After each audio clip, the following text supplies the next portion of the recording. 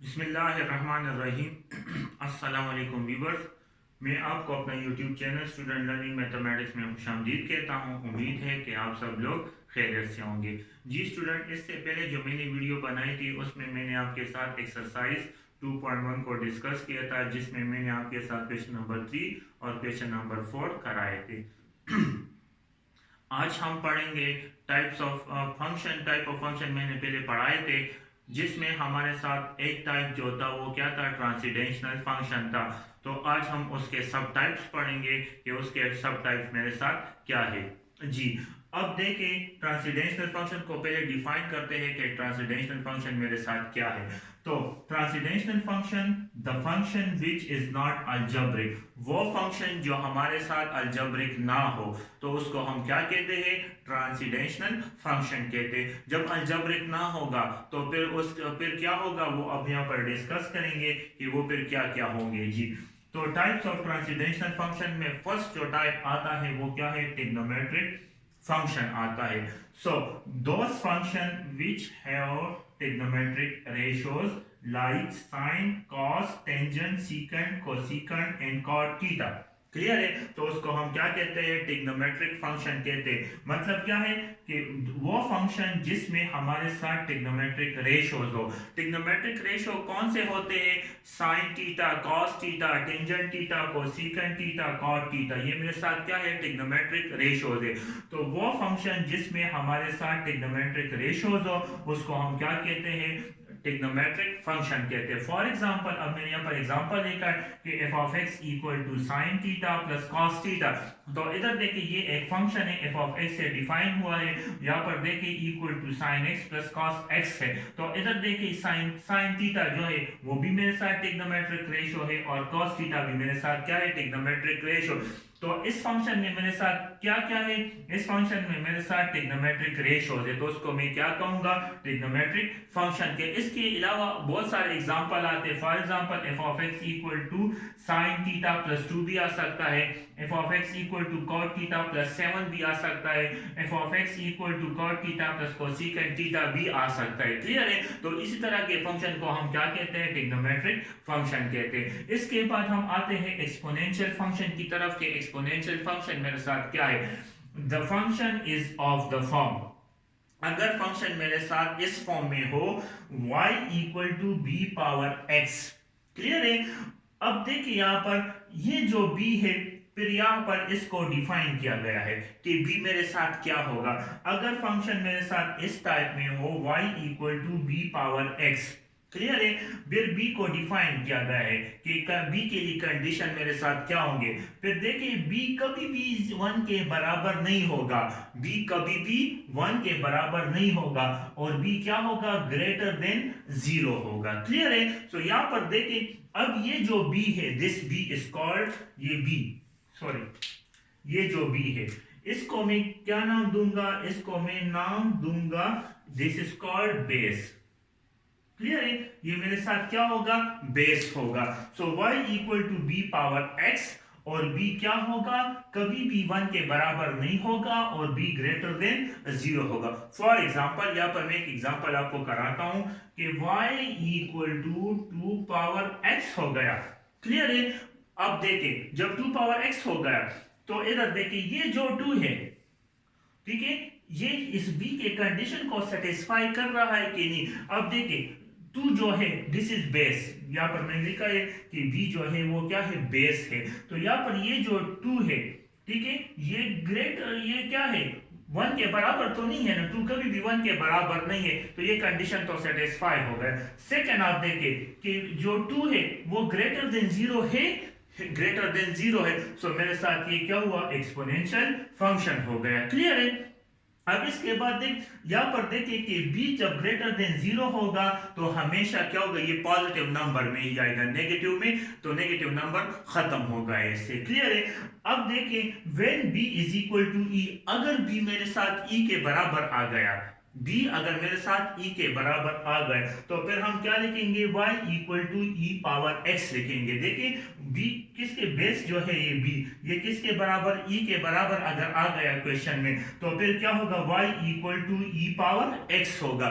जब ये y equal to e power x होगा तो इसको फिर हम क्या कहेंगे, नेचुरल एक्सपोनेंशियल फंक्शन कहेंगे। क्लियर। अब इसके बाद हम आते हैं लॉगरिथमिक फंक्शन की तरफ। तो इधर देखिए डेफिनेशन इसका क्या है कि the inverse of exponential function, मतलब क्या है कि लॉगरिथमिक फंक्शन जो है वो एक्सपोनेंशियल फंक्शन का इनवर्स है, उलट है। क्लियर है, इनवर्स है, एक दूसरे को कैंसिल करते हैं। क्लियर है। तो इधर देखिए कि एक्सपोनेंशियल फंक्शन क्या होगा, इनवर्स होगा लॉगरिथमिक फंक्शन के, और लॉगरिथमिक फंक्शन इनवर्स होगा एक्सपोनेंशियल फंक्शन के। मतलब अब दोबारा मैं बता दूं कि अगर आपने एक्सपोनेंशियल फंक्शन को खत्म करना है तो आपने लॉगरिथमिक फंक्शन को अप्लाई करना होगा। अगर आपने लॉगरिथमिक फंक्शन को खत्म करना है तो उस पे आपने एक्सपोनेंशियल फंक्शन अप्लाई करना होगा। क्लियर है। तो अब इधर देखिए लॉगरिथमिक फंक्शन क्या है, इनवर्स ऑफ एक्सपोनेंशियल फंक्शन है। तो इसको हम कैसे लिखते हैं लॉगरिथमिक फंक्शन को, log b of x equal to y, log b of x equal to y। ठीक है, वही कंडीशन जो एक्सपोनेंशियल के लिए है वही कंडीशन इसके लिए भी होगा। इस b को यहाँ पर डिफाइन किया गया है कि b मेरे साथ क्या है, so b not equal to 1, b कभी भी 1 के बराबर नहीं होगा, और b मेरे साथ क्या होगा, ग्रेटर देन 0 होगा। क्लियर हुआ। So this is called logarithmic function और this is called exponential function. Clear. अब हमारे साथ आता है कि लॉगरिथमिक फंक्शन में ये जो पार्ट है उसमें मेरे साथ कॉमन लॉगरिथम क्या होगा, कॉमन लॉगरिथमिक फंक्शन क्या होगा। अगर हमारे साथ ये यहाँ पर मैं आपको बता दूं ये b जो है ये बेस है, याद रखें। सो अगर हमारे साथ लॉगरिथम विद बेस 10, अगर ये b जो है ये 10 के बराबर बेस है ना, मैंने आपको यहाँ पर बताया था कि b क्या है, यहाँ पर बेस है, तो यहाँ पर भी जो b होगा वो बेस ही होगा। सो अगर हमारे साथ बेस 10 के बराबर आ जाए, b जो है वो 10 के बराबर आ जाए तो हम फिर क्या कहेंगे, कॉमन लॉगरिथमिक फंक्शन इसको कहेंगे। क्लियर है। जस्ट क्या लिखेंगे कि log अपनी जगह पे b की जगह क्या पुट करेंगे, 10 पुट करेंगे। सो 10 और x अपनी जगह पे और इक्वल अपनी जगह पे और y अपनी। तो अगर बेस मेरे साथ 10 के बराबर आ गया तो उसको हम क्या कहेंगे, कॉमन लॉगरिथमिक फंक्शन कहेंगे। नेचुरल लॉगरिथमिक फंक्शन क्या होगा, अगर हमारे साथ क्या आया, लॉगरिथम विद बेस e, अगर बेस e के बराबर आ गया, बेस जो b है वो किसके बराबर आ गया, e के बराबर आ गया, तब फिर हम उसको क्या कहेंगे, नेचुरल लॉगरिथमिक फंक्शन कहेंगे। सो log e ऑफ x किसके बराबर आएगा, y के। यहाँ पर जस्ट क्या करेंगे, इस b को चेंज करेंगे e में। क्लियर है। तो क्या आ जाएगा, नेचुरल लॉगरिथमिक फंक्शन पे। So log e of x equal to y के बराबर। अब यहाँ पर एक चीज आपने नोट करनी है कि जो कॉमन लॉगरिथम है उसमें जो log 10 ऑफ x है उसको हम लिख सकते हैं log x में भी। क्लियर है कि उसको हम लिख सकते हैं log x में भी। मतलब क्या है कि यहाँ पर अगर b गिवन ना हो आपके साथ तो क्या मतलब होगा कि वो b किसके बराबर होगा, log 10 ऑफ x के बराबर ही होगा। क्लियर है। अगर नेचुरल लॉगरिथम हो तो नेचुरल लॉगरिथम में log e ऑफ x किसके बराबर हम ले सकते हैं, ln x के बराबर हम ले सकते हैं। क्लियर है। तो अब जो टाइप ऑफ फंक्शन है मेरे साथ 4 नंबर, वो क्या है, hyperbolic function. So the following functions are called hyperbolic function. Clear है। तो यहाँ पर इसकी डेफिनेशन नहीं है प्रॉपरली, तो इसलिए मैं इसको इस तरह लिख रहा हूँ कि the following functions are called hyperbolic function. देखिए अगर साइन के साथ h आ जाए, h, तो इसको फिर हम और साथ में देखें साइन h ऑफ x, मतलब क्या है कि ये जो h है ये क्या शो कर रहा है, हाइपरबोलिक को शो कर रहा है। ठीक है। तो साइन ये h क्या होगा, हाइपरबोलिक होगा। क्लियर है। तो साइन हाइपरबोलिक x किसके बराबर है, e power x minus e power minus x divided by 2, ये अपनी याद रखनी है। क्लियर। फिर क्या है, cos h क्या है, हाइपरबोलिक है, और x किसके बराबर होगा, e power x plus e power minus x divided by 2। Clear. तो ये दोनों आपने याद रखना है। क्लियर है। अब इस दो फार्मूलों इन दो फार्मूलों से हम क्या करते हैं, ये 4 फार्मूले हम मालूम करते हैं। अब देखें टेंजेंट हाइपरबोलिक x जो है वो कैसे मेरे साथ e power x minus e power minus x divided by e power x plus e power minus x के कैसे बराबर। अब इधर देखें कि मेरे साथ क्या है, number third tangent hyperbolic x किसके बराबर है, e power x minus e power minus x divided by e power x plus e power minus x के कैसे बराबर है। अब इधर देखिए सॉल्यूशन जी। इधर देखिए आप, हमारे साथ जो टेंजेंट हाइपरबोलिक x है, टेंजेंट हाइपरबोलिक x वो किसके बराबर है, sign hyperbolic x divided by cos hyperbolic x के बराबर है। अब इधर देखिए जो साइन हाइपरबोलिक x है वो मेरे साथ किसके बराबर है, e power x minus e power minus x divided by 2 के बराबर है। तो यहाँ पर हम साइन ए हाइपरबोलिक x की जगह क्या पुट करेंगे, ये वाला फार्मूला पुट करेंगे, ठीक है। और cos हाइपरबोलिक x की जगह हम क्या पुट करेंगे, ये वाला फार्मूला पुट करेंगे। सो जी tangent hyperbolic x equal to, तो इधर देखिए e power x minus e power minus x divided by 2 whole divided by, clear है, फिर होल डिवाइड है। अब हम क्या करते हैं, cos हाइपरबोलिक x का फार्मूला क्या है, e power x plus e power minus x divided by 2 कर लेंगे, क्लियर है। सो हम क्या करते हैं, tangent hyperbolic x equal to e power x minus e power minus x divided by 2। अब देखिए ये जो पूरा टर्म है, ठीक है, ये डिवाइडेड है इस पूरे टर्म पे, तो मैं इसको इस तरह लिख सकता हूं, divided by e power x plus e power minus x divided by 2। जैसे आप करते हो कि 4 डिवाइडेड बाय 2, तो इसको हम कैसे लिखते हैं, 4 डिवाइडेड बाय 2 लिख सकते हैं। तो इसी तरह मैंने क्या किया कि दिस डिवाइडेड बाय दिस लिख दिया।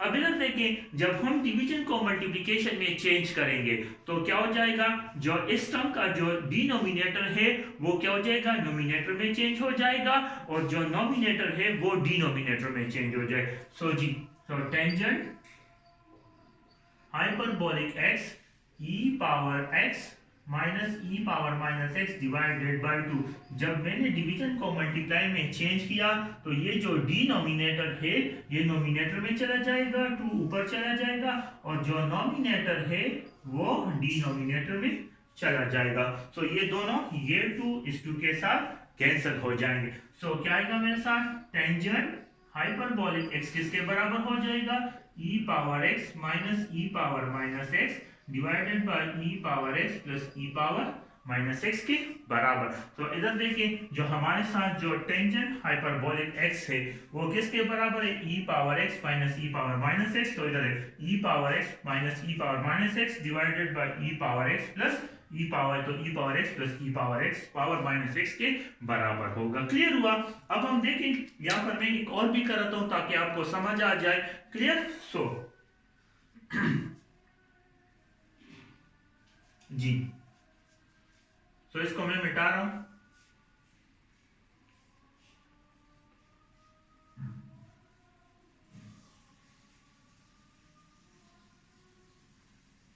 जी नेक्स्ट हम करते हैं, इधर देखें कि मैं इसमें से ये 5 नंबर प्रूफ कर रहा हूं कि 5 नंबर कैसे आएगा। जी 5 नंबर मेरे साथ क्या है कि सीकेंट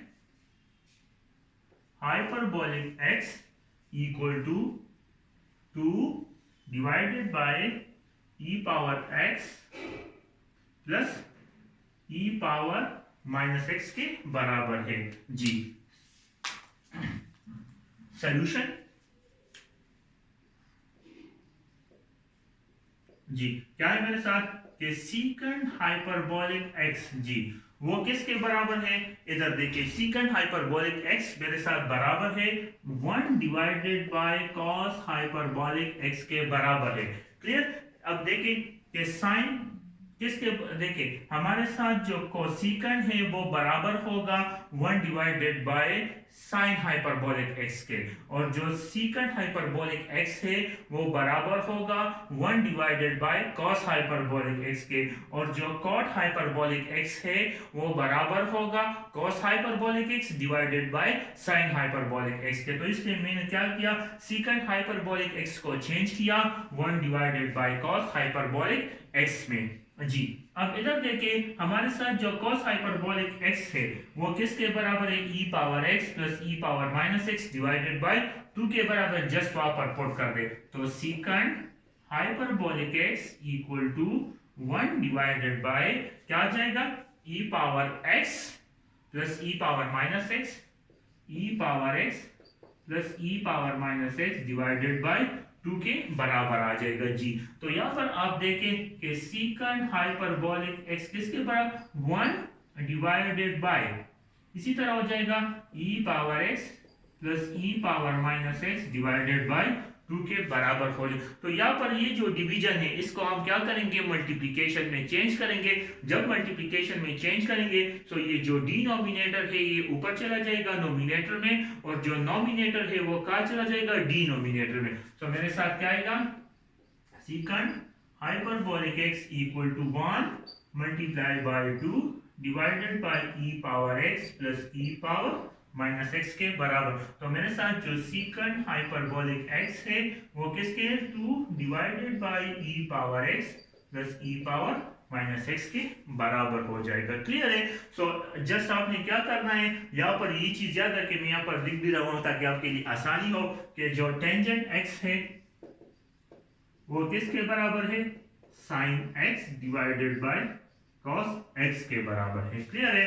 फिर जो कोसिकेंड है, कोसिकेंड x जो है वो बराबर है 1 डिवाइडेड बाय साइन x के बराबर है। क्लियर है। फिर जो सीकेंड है मेरे साथ, सीकेंड x है वो 1 डिवाइडेड बाय cos x के बराबर है, और जो मेरे साथ cot x है, cot x वो किसके बराबर है, cos x divided bye sin x के बराबर। यहाँ पर मैंने हाइपरबोला नहीं लिखा, जस्ट मैंने क्या किया, x लिख लिया, सिंपल ट्रिग्नोमेट्रिक फंक्शन में लिख लिया। क्लियर है। तो फिर आप क्या करें कि जब भी यहाँ पर h आता है तो फिर ये क्या हो जाएगा, तो फिर ये क्या हो जाएगा, हाइपरबोलिक फंक्शन में चेंज होगा। क्लियर है। तो इसी तरह आपने इस फार्मूले को क्या करना है, मालूम करना है। जस्ट आप दो फार्मूले याद रखें कि sine hyperbolic e power x minus e power minus divide by 2 के बराबर है, और cos hyperbolic x e power x plus e power minus x divided by 2 के बराबर है जी। इसके बाद हम डिस्कस करते हैं फार्मूला फॉर हाइपरबोलिक फंक्शन। तो ये फार्मूला आपने याद रखना है कि मेरे साथ फर्स्ट फार्मूला क्या है कि cos हाइपरबोलिक h कैसे कहते हैं, हाइपरबोलिक को कहते हैं cos हाइपरबोलिक। देखिए हमेशा हाइपरबोलिक फंक्शन में हमारे साथ जो h होगा तो उसके ऊपर मेरे साथ स्क्वायर होगा, तब हमारे साथ क्या होगा, इस पूरे फंक्शन के ऊपर मेरे साथ स्क्वायर होगा। फॉर एग्जांपल अगर मेरे साथ इस तरह हो कि cos hyperbolic x whole square हो तो वो किसके बराबर होगा, cos हाइपरबोलिक स्क्वायर x के बराबर होगा। क्लियर है। यहाँ पर ये जो स्क्वायर है अगर ये इस h के ऊपर आएगा मतलब क्या होगा कि तब ये मेरे साथ पूरे फंक्शन के ऊपर स्क्वायर है। क्लियर है। तो इसी तरह हमारे साथ क्या है कि cos hyperbolic square x minus sine hyperbolic square x किसके बराबर आएगा, 1 के बराबर आएगा। फिर क्या है, tangent hyperbolic square x plus secant hyperbolic square x किसके बराबर आएगा, 1 के बराबर आएगा।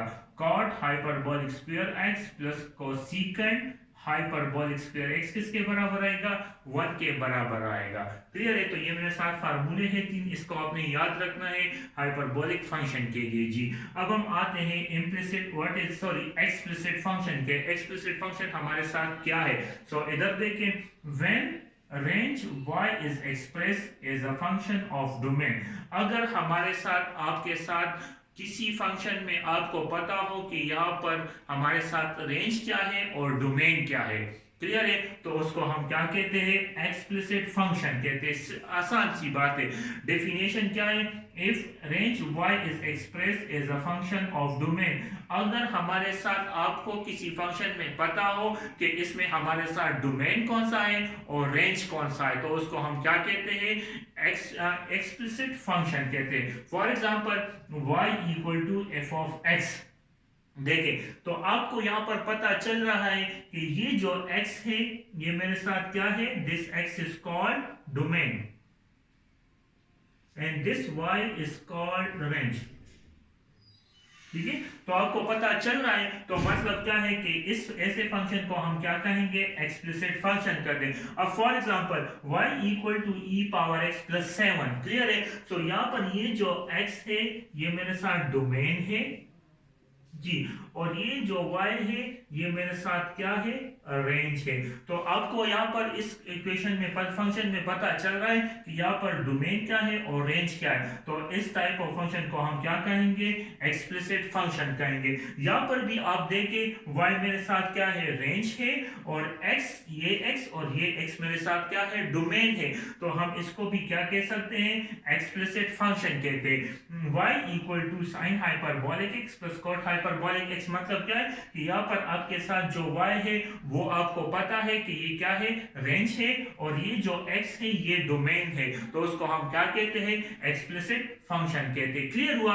अब इम्प्लिसिट फंक्शन कैसे कहते हैं? जिसमें आपको ये पता ना चले कि इसमें हमारे साथ डोमेन कौन सा है और रेंज कौन सा है। देखिए, when range of y cannot be written in term of domain x, मतलब क्या है कि यहाँ पर आपको क्या हो कि आपको आपके साथ जो x और y हो उसमें आपको पता ना चले कि इसमें हमारे साथ डिपेंडेंट कौन इसमें हमारे साथ डोमेन कौन सा है और रेंज कौन सा है। तो उसको फिर हम क्या कहते हैं? इम्प्लिसिट फंक्शन कहते हैं। For example x square plus y square equal to 1।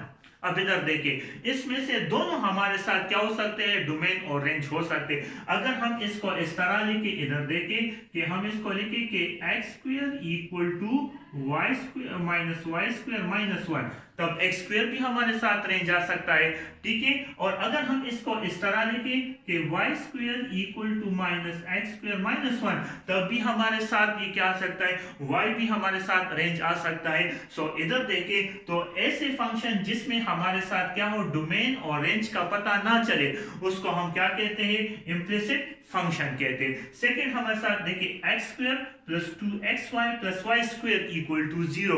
तो इधर देखिए, अब इस फंक्शन में भी हमारे साथ पता नहीं चल रहा है कि कौन सा डोमेन है और कौन सा रेंज है। तो इसी तरह के फंक्शन को हम फिर क्या कहते हैं? इम्प्लिसिट फंक्शन कहते हैं। क्लियर? अब इसके बाद हम आते हैं प्रॉपर्टी ऑफ लॉगरिथमिक फंक्शन के। लॉगरिथमिक फंक्शन का प्रॉपर्टी मेरे साथ क्या है? अब इधर देखिए, लेट क्या है हमारे साथ? b m और n जो हमारे साथ है वो एनी पॉजिटिव नंबर है। फॉर एग्जांपल यहाँ पर जो m है, यहाँ पर मैं लिख देता हूँ कि यहाँ पर जो m है वो 2 के बराबर है, एक पॉजिटिव नंबर हुआ। n जो है वो 4 के बराबर है, एक पॉजिटिव नंबर हुआ। b जो है वो 7 के बराबर है, तो b एक पॉजिटिव नंबर हुआ। तो यहाँ पर क्या है आपके साथ कि यहाँ पर आपके साथ क्या डिफाइन किया गया है? यहाँ पर जस्ट मैंने डिफाइन कर दिया। ठीक है, क्लियर?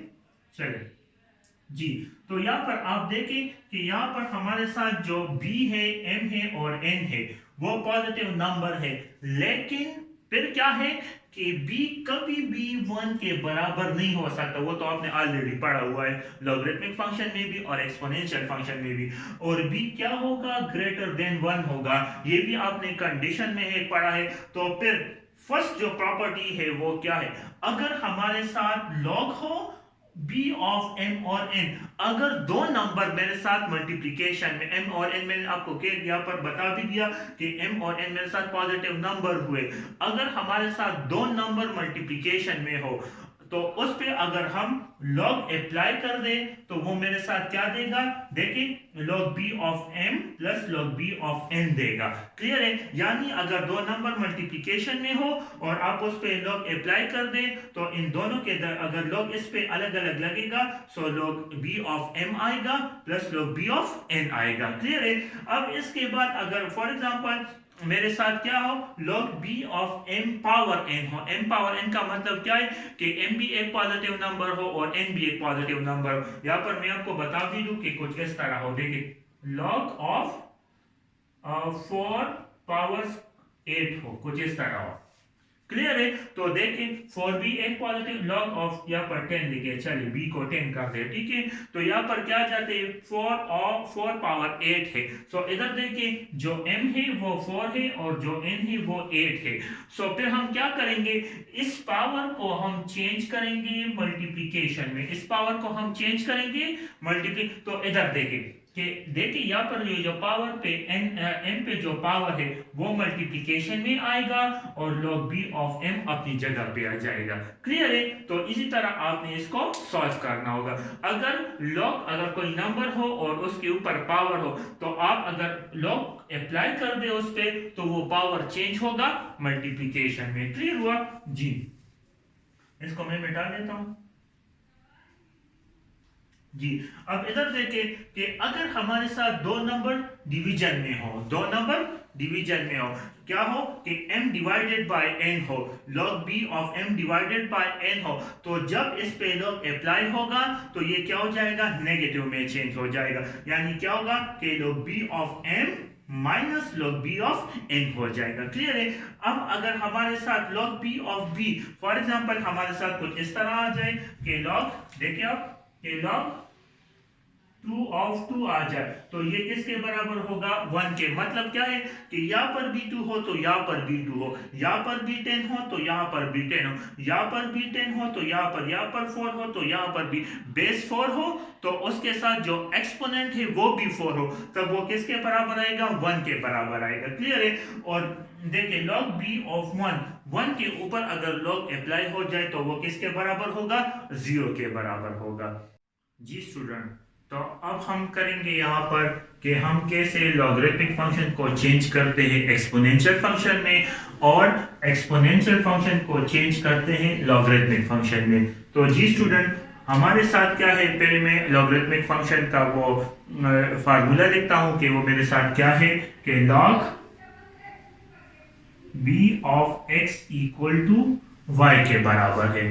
तो इधर देखिए अब हमने क्या करना है, इस लॉगरिथमिक फंक्शन को हमने चेंज करना है एक्सपोनेंशियल फंक्शन में। तो जस्ट आप ये बात याद रखें कि आपने जाना है, देखिए कि आपने कैसे जाना है, इस तरफ जाना है कि आपने अगर चेंज करना है लॉगरिथमिक फंक्शन को एक्सपोनेंशियल फंक्शन में तो इस तरफ जाना होगा। क्लियर है। इसी तरीके से आपने जाना होगा। सो इधर देखिए अब आप क्या करेंगे, कैसे चेंज करेंगे। सो इधर देखिए हमारे साथ जो आंसर इसका आएगा वो क्या हो जाएगा, b of y equal to, यानी मतलब क्या है कि b power y equal to x के बराबर हो जाएगा। फॉर एग्जांपल अब मेरे साथ एक एग्जांपल है, इधर देखिए कि हमारे साथ क्या है, log 10 of 4 equal to y के बराबर है। क्लियर है। सो हम क्या करेंगे यहाँ पर, जस्ट देखिए आप कि अब हम क्या करेंगे कि देखिए मैंने जो आपको बताया था तो इसी डायरेक्शन पे आपने जाना होगा। सो क्या होगा यहाँ पर मेरे साथ, देखिए 10 of power y equal to 4 के बराबर, 10 power y equal to 4। So इधर देखिए 10 पावर y इक्वल टू 4 के बराबर हो जाएगा। तो इसी तरीके से आपने क्या करना है, लॉगरिथमिक फंक्शन को एक्सपोनेंशियल फंक्शन में चेंज करना होगा। अब यहाँ पर क्या है कि एक्सपोनेंशियल फंक्शन को हम कैसे लॉगरिथमिक फंक्शन में चेंज करेंगे। सो फॉर एग्जांपल अब देखिए मैं पहले एक्सपोनेंशियल फंक्शन का फार्मूला लिखता हूँ कि क्या है, y equal to b power x के बराबर है। ठीक है। या इसी तरह आप लिख लें, इसी तरह भी आप लिख सकते हैं कि b power x equal to y भी लिख सकते हैं। क्लियर है कि b power x equal to y के बराबर भी लिख सकते हैं। तो अब जो डायरेक्शन होगा, आपने कैसे इस एक्सपोनेंशियल फंक्शन को लॉगरिथमिक फंक्शन में चेंज करना है। तो इधर देखें तो कैसे चेंज करेंगे, इसका डायरेक्शन कुछ यूं होगा कि देखें कि इस तरह मेरे साथ आएगा। तो मेरे साथ क्या होगा, इधर देखें which is equal to log b of y equal to x के बराबर। तो b फिर क्या देखे, log b of y equal to x के बराबर। अब फॉर एग्जांपल यहां पर मैं लेता हूं कि 10 पावर क्यूब इक्वल टू किसके बराबर है, सो 10 स्क्वायर जो है वो मेरे साथ बराबर है 100 के। क्लियर है। सो अब इधर देखिए, अब मैंने इसको चेंज करना है लॉगरिथमिक फंक्शन में। तो लॉगरिथमिक फंक्शन में मैं क्या करूंगा, डायरेक्शन कुछ इस तरह जाएगा, इधर देखिए जी इस तरह जाएगा। सो इधर देखिए मेरे साथ जो आएगा वो पहले मैं लॉग लिखूंगा, क्लियर है। फिर b, जो b है मेरे साथ वो क्या है 10 है। सो यहां पर मेरे साथ क्या आएगा 10 आ जाएगा। फिर क्या है y जो है मेरे साथ वो क्या है 100 है। तो यहां पर मैं क्या लिखूंगा 100 लिखूंगा इक्वल टू किसके बराबर मेरे साथ x किसके 2 के बराबर। तो यहां पर मैं 2 लिखूंगा। सो इसी तरह आपने क्या करना है, एक्सपोनेंशियल फंक्शन को चेंज करना है लॉगरिथमिक फंक्शन में। उम्मीद है कि आपको मेरी ये वीडियो पसंद आई होगी। अगर पसंद आई है तो आप मेरे YouTube चैनल को जरूर सब्सक्राइब करें और साथ में बेल का आइकन जरूर क्लिक करें। Thank you.